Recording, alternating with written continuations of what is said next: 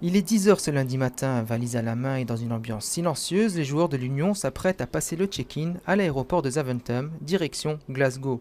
Objectif, se qualifier pour les barrages de la Ligue des Champions. Nos chances sont, même si elles sont un peu grandies avec ce match aller, mais en tout cas à la base nos chances n'étaient pas immenses. Mais comme je l'avais dit avant ce match, même si ne serait-ce qu'on a 1% de chance, eh ben, il faut y croire. Dans le foot tout est possible et à l'aller on l'a montré et on va aller jouer ce match retour avec la même mentalité de se dire que s'il y a la moindre chance, on va tout faire pour la saisir en tout cas. La chance pour le moment, elle est du côté des hommes de Karel Gerhardt après leur victoire 2-0 au match aller. Et si les Saint-Gillois sont confiants, ils devront tout de même faire face aux 50 000 supporters du mythique Ibrox Stadium. C'est vrai que voilà, il y a pas mal d'excitation autour de ce stade, de cette ambiance qui va être extraordinaire.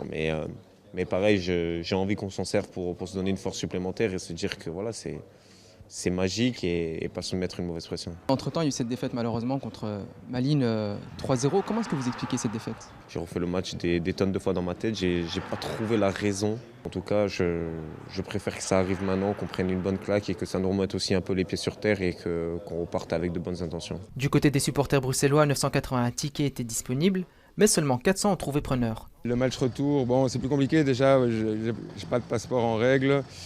Donc ça allait prendre du temps et bon, il y a un certain coût aussi, hein, le déplacement, le logement, la place. Voilà, ça limite les possibilités.